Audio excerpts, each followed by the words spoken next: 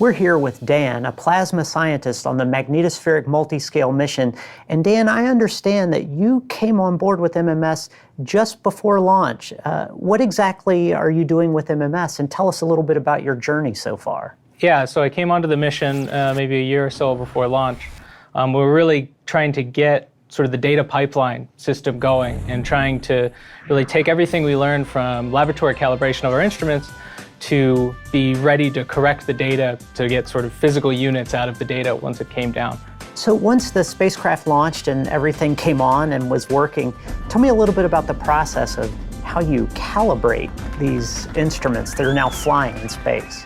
The really wonderful thing about MMS that's very different from a lot of previous missions is that we have very similar instrumentation. So fundamentally, we have particle instruments, we have electromagnetic field instruments, but the fact that we have 4 spacecraft so close together and sort of very fast measurements and really high quality measurements means that there's a lot of different ways to actually check your answer on orbit. Okay. And so every instrument sort of has its role to play in measuring a certain quantity, but what we can actually do is certain instruments in the configuration that we're flying can measure the same thing. And so a lot of the calibration process, it really involved comparing data from multiple instruments to try to converge to see what we got as the right answer. And how long did this calibration process take in the mission before you could actually get out there and start to get real data?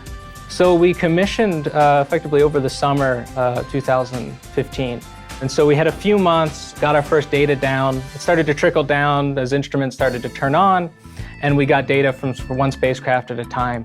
And so as soon as we started getting data from one of the spacecraft, we started trying to take everything we saw coming down from the spacecraft and make sure that it was consistent with things we learned in the laboratory and what was different, and tried to reconcile that. And as we got data from other instruments, tried to compare with those as well. And so commissioning lasts effectively over the summer.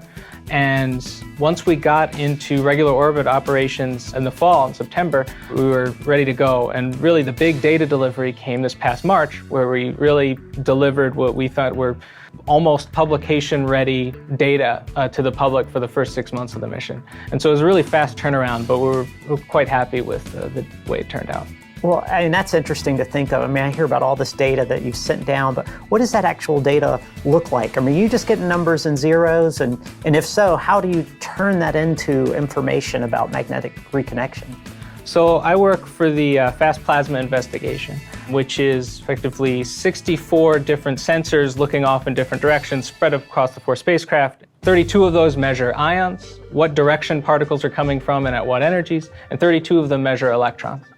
And so the data we get down is effectively an angular map. It has look directions and energies, and we get the number of particles that hit our detector. And so it is our job to take those numbers and take everything we know about the sensitivity of the instruments and how they may change on orbit and convert that into physical units that then scientists, including myself, can actually analyze and convert into things like number density, temperature, and pressure.